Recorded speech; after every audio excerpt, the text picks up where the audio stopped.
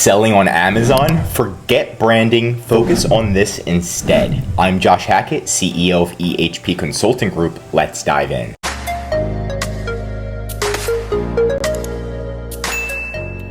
I'm sorry, but almost no one will remember your brand name on Amazon, especially initially. If we look at this seller, so we're looking at forearm workout items right here.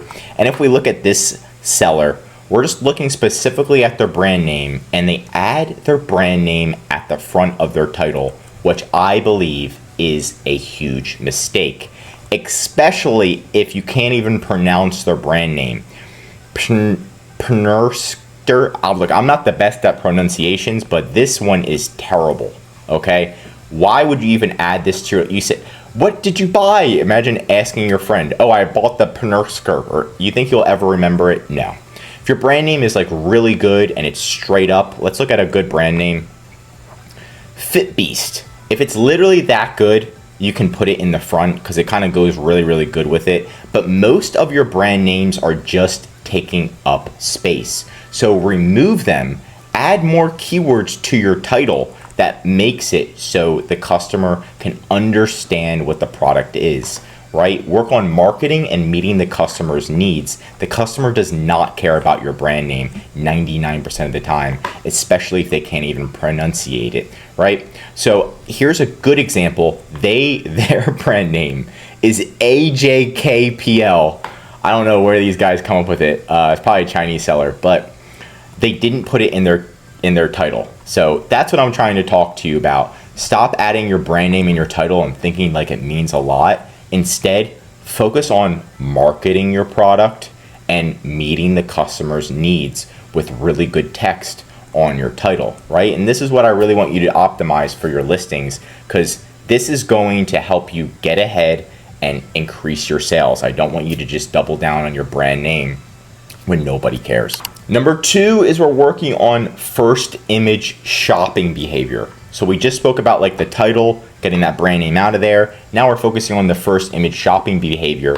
If you're selling a kid's bookshelf, instead of showcasing your brand name on the first image, you should be showcasing what the customer wants to see. What does the customer want to see when they're buying a kid's bookshelf? Do they want to see your brand name? Do you even know any brand names for kids' bookshelves? Probably not, because nobody cares, right? So if we're looking at this item right here, look at their first image. It's got the brand name ECR for kids.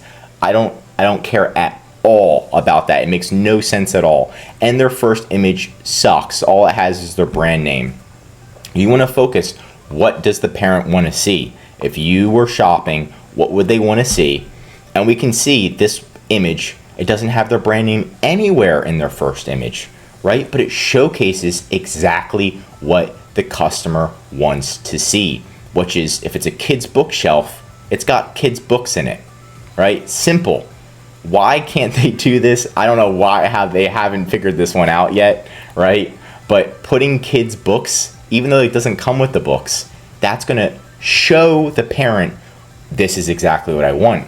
Now it's very difficult. Again, I do this 10-year-old test where if I show this to a 10-year-old, what is it? And they don't know what it is right away, that's a bad sign. If you're a little bit hesitant on what this product is just by looking at the image, that's again a bad sign. This logo right here, their brand name doesn't make any sense at all, so I wouldn't even add that on.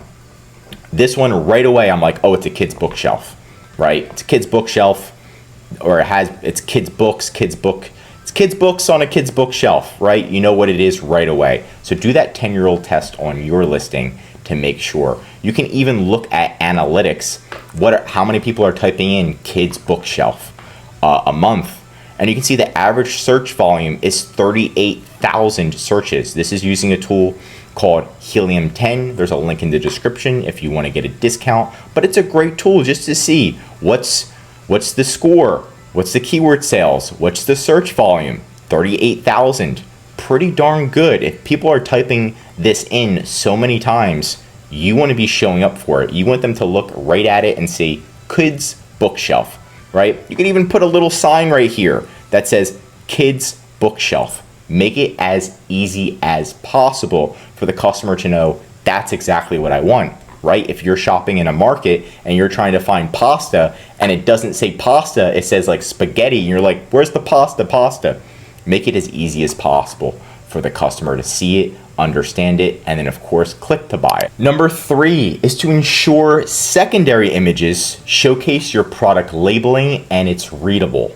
You can also showcase your brand name on your secondary images. That's your time to shine. Your first image, you're trying to get those clicks, and your title, you're trying to make people understand exactly what it is, but your secondary images should show the product labeling, it should be very readable, and you can also showcase your brand name. So I'm looking at this product right here, and it's a chocolate bar, which is great, but it looks low quality in my opinion. I can't find the actual, like it shows what it is, but I don't see like the actual product packaging. You know, like the Hershey's bar, they don't just show the Hershey's bar, they show it in the packaging or the packaging next to it, right? And that makes it look higher quality and sanitary, right? So make sure that you're putting that in. Let's look at a competitor.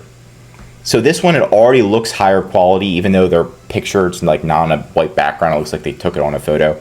But they include their actual packaging, and it's very readable. People are looking at their mobile phones. So make sure you add that in. Make sure you, if you're selling chocolate, you're selling these types of items, even a regular item, make sure you include your packaging. That increases credibility because it shows that you're legit. You're not just a random Chinese seller that's gonna throw it in the package. And it also helps increase your conversion rate. It makes customer think that it's a higher quality item with packaging. That's just normal. If you have packaging, everybody thinks it's a little bit more higher quality, especially if the packaging is good. Number 4 is to ensure all the text on your images are readable. So if there's a lot of text on your images, it's going to be difficult to read it sometimes. So if I'm looking at this, remember, most people shop on their cell phones. So sometimes you have to like click on it and they're like triple zooming in to see the image, and it's just super annoying for them, right? This text, I think it's too small. If you look at this image, the text is too small. On a desktop, I could read it just fine. But the white on orange, and it's like this text is small. I feel like they could have made the text larger. I think that it could improve the listings in my professional opinion. They could have made it shorter, sweeter, and they could have made the text larger on this, so that way customers, when they don't have to like zoom in and be like, what does this say, right? Especially if they're targeting old people with arthritis, you know, it's harder for them to read. So, you know, think ahead, just think of these little things, because it does make a difference in the long run. And finally, number 5 is don't forget to A to B test the first image. So the first image, right, for looking at it, you can A to B test the first image to make sure you're showing it to the right customer. So if I was selling a kid's book, right, what else could I add? I could add a child in here. I could add a little tag that says kids bookshelf, right? A to B test that to see if it actually increases sales. It usually does, and it usually doesn't decrease sales. So you can go into Amazon, and then what you can do is go into brands, manage experiments. You can create a new experiment and just do the first image, product images. And you can just A to B test just the first image. And that's going to help you increase your click-through rate, which is overall going to help you increase your overall PPC, your SEO. Click-through rate is super important, so definitely focus on all of that.